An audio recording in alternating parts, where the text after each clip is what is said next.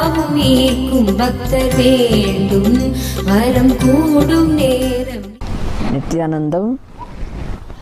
Now, let us enter into the next episode of exploring into Vedic traditions. Today, I have a very interesting topic for all of you.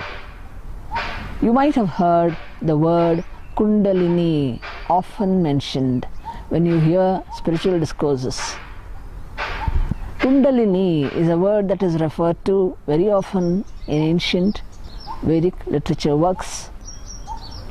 Kundalini is the mention of an important, powerful energy inside every human body.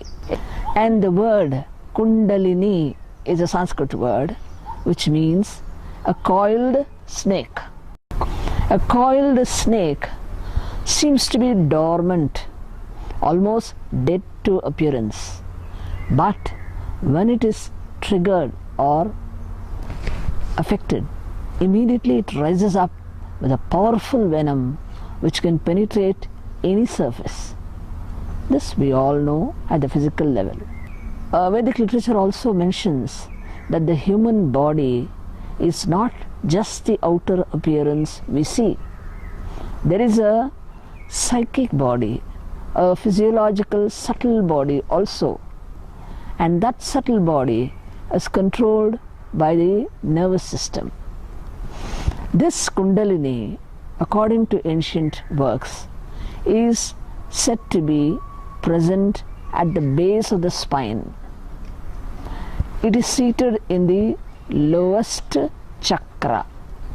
This Kundalini energy is dormant and seated at the base of the spine, and when awakened it gives a deep knowledge of the human being about himself, his purpose of taking this life, and his connection to the cosmos. That incidentally is termed as enlightenment. The Kundalini awakening helps the seeker who is interested in knowing experience the ultimate conscious state. Now, how do we progress to understand and to relate and to awaken this Kundalini? Many among the human beings have no knowledge whatsoever that they have such a powerful energy within them. Only very few who feel that there is nothing in this world that can fulfill them start turning inward, and they realize fulfillment cannot be obtained by the outer world they see. It is somewhere hidden within, deep inside them. With the help of a guru, a master who has been through the process of going towards enlightenment, or at the highest level a being who is enlightened, can become the basic guide for a seeker to raise his Kundalini. A master's guidance is necessary for the proper awakening of Kundalini.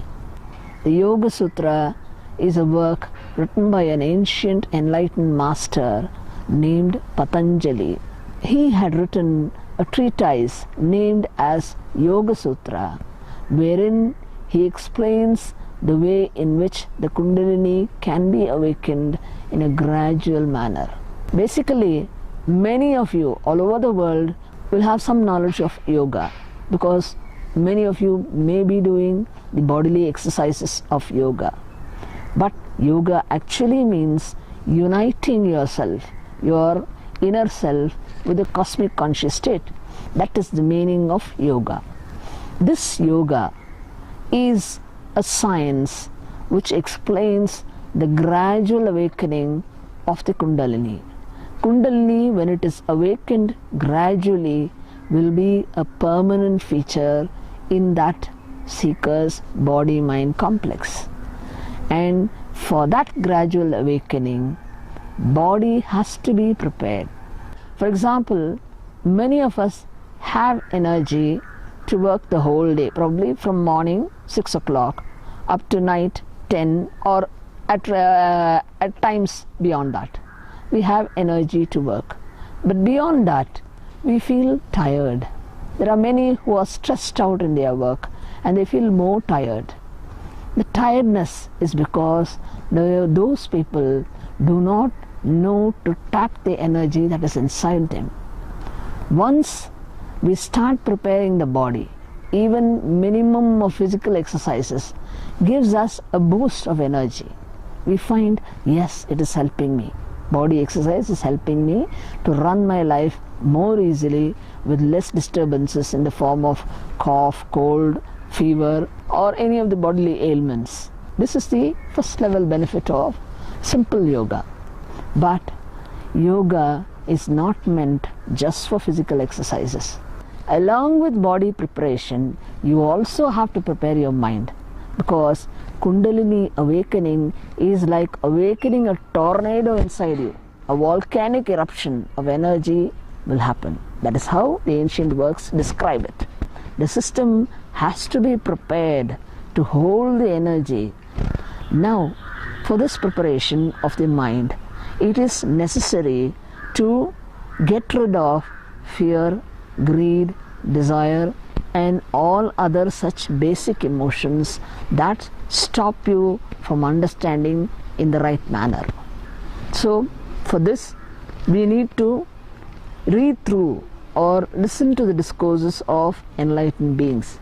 That is absolutely necessary for preparing the mind. So, bodily and mental preparation are necessary step.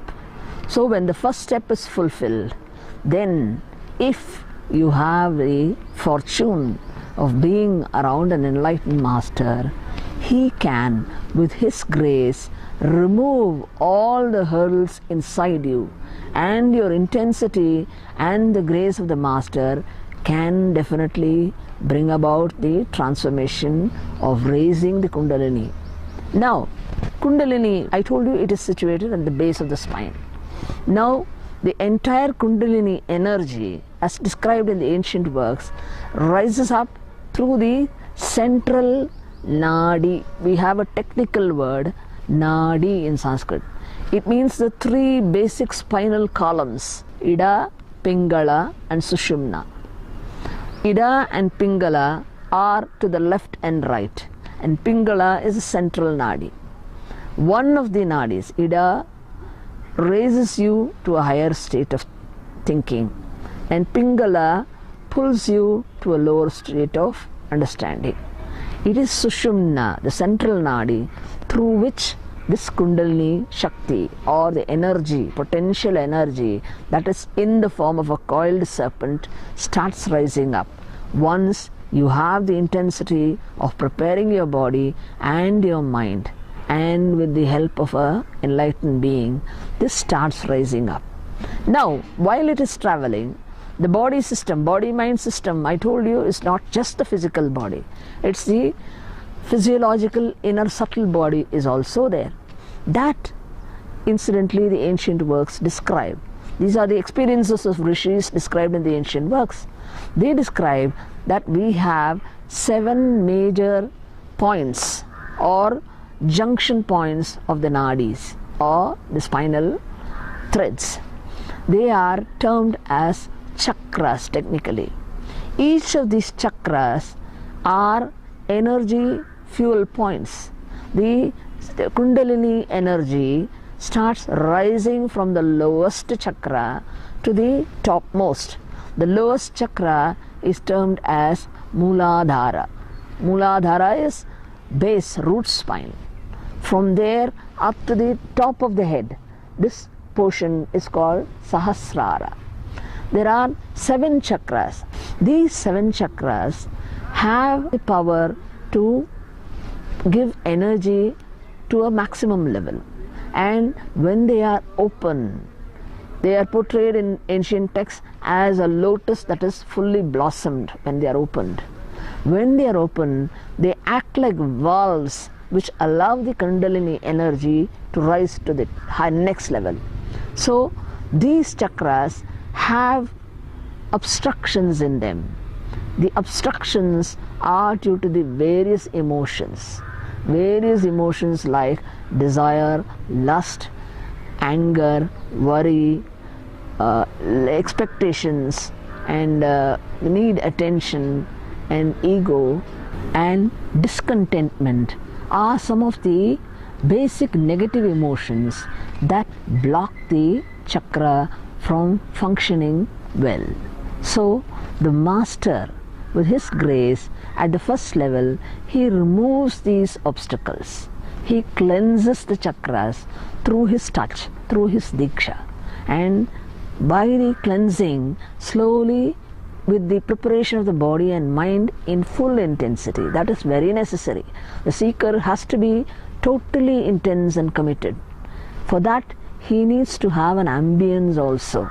That is why enlightened masters ask the seeker to be around them, so that the intensity is nurtured to the full and the seeker can benefit by the ambience and rise to his enlightenment state or raising of the Kundalini at a fast track. If you read through the stories of enlightened masters, you will see their experiences of how the Kundalini rising brought in a boost of energy, and finally when the enlightenment arrives on them, it is almost like a volcanic eruption that has happened inside them. The entire body and mind turns and becomes new. This is the experience given by many a master. So, for learning more about this Kundalini and the preparation, we would request you to go through to the YouTube and listen to the discourses of Swamiji. You can also read literature about the Kundalini, which is a powerful energy inside each one of us. Let us prepare our body and mind so that as enlightened beings, we are a boon to this earth. We are a boon to everyone around us, and we too can radiate and share our enlightenment, thus making the world a more excited, beautiful place to live in. Nityananda.